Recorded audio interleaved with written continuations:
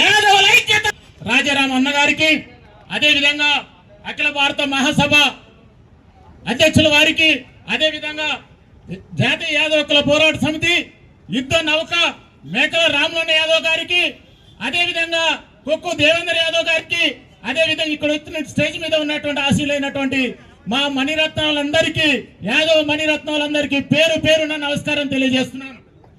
యాదవులారా, యాదవులు అంటేనే ఒక బ్రాండ్, యాదవ్ రాజ్ అంటేనే ఒక బ్రాండ్. ఒకప్పుడు నీ చరిత్ర ఏంది, నువ్వేంది, నువ్వు ఇలా ఎందుకు ఇలా తయారైనా ఒక్కసారి ఆలోచన చేయి. నిన్ను కదిలించే నాయకుడు లేడు, నీలో చైతన్యాన్ని స్ఫూర్తిని నింపే నాయకుడు కరుగాటం వల్ల నువ్వు వెనకబడిపోయినావు. సమస్త సమాజానికి, ఈ ప్రపంచానికి సంస్కారం నేర్పినటువంటి శ్రీకృష్ణ భగవానుడు మన జాతి నాయకుడు. మిత్రులారా, శ్రీకృష్ణ భగవానుడు మన జాతి నాయకుడు. మీరు ఒక్కసారి ఆలోచన చేయండి. అంతేకాకుండా మౌరులే గాని, అదే విధంగా చంద్రగుప్తులు వాళ్ళే గాని, శ్రీకృష్ణ దేవరాయలే గాని, శివా చక్రవర్తి గాని, కట్టబ్రహ్మనే గాని, ఖడ్గ తిక్కనే గాని చెప్పుకుంటూ పోతే నీ చరిత్ర ఎంతుంది మిత్రులారా. ఒక్కసారి ఆలోచన చేయి.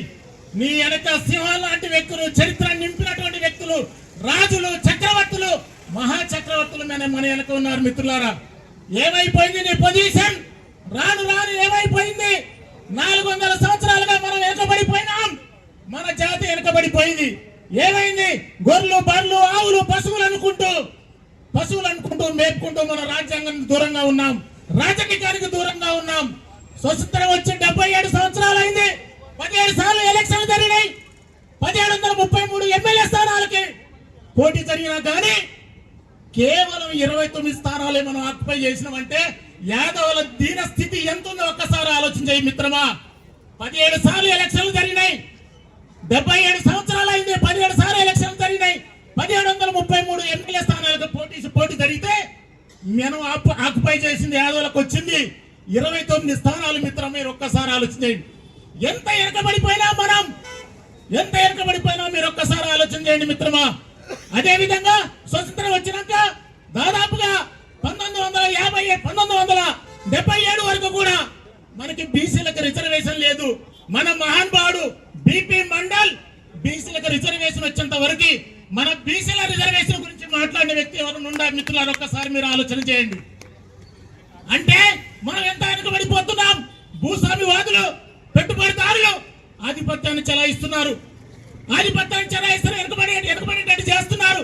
అదే విధంగా 1957 నుంచి 77 వరకు ఏర్పాటు చేసినటువంటి ఎస్ఎన్టీ రిజర్వేషన్ ఏమైంది మిత్రులారా? దాన్ని మూలపడేశారు. అదే విధంగా 557 జీవో ప్రకారం, 1116 జీవో ప్రకారం యాదవులు గొర్రెలు మేపుకోవడానికి ఉన్నటువంటి భూములన్నీ కూడా ఆక్యుపై చేశారు మిత్రులారా. ఏమైపోతుంది? గద్దాయించే శక్తి నీలో లేకుండా అయిపోతుంది. రాజుగా ఒకప్పుడు చక్రవర్తిగా ఉన్నటువంటి నీలో శక్తి రోజు రోజు తగ్గిపోయి బానిస అవతారంగా తయారైపోయిన మిత్రులారా.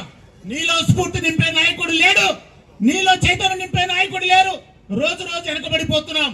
యాదవులు ఏంటన్నమాట, దేశ జనాభాలో ఇప్పుడున్నటువంటి రాష్ట్ర జనాభాలో ఇప్పుడున్నటువంటి గవర్నమెంట్ లెక్కించిన ప్రకారం 16+6 22% ఉన్నాం. అంటే రాష్ట్ర జనాభా 4,52,72,000 మంది జనాభా ఉంటే 22% మనం ఉన్నామంటే 1,22,000 మంది, 22 లక్షల మంది. 4 కోట్లకి 4 × 22 80 లక్షలు దాటిపోయినాం. దాదాపు 90 లక్షల జనాభా ఉన్నాం. ఎవరో మన అంచనా వేసి 30 లక్షల జనాభా, 40 లక్షల జనాభా తప్పు లెక్కలేస్తున్నారు. అది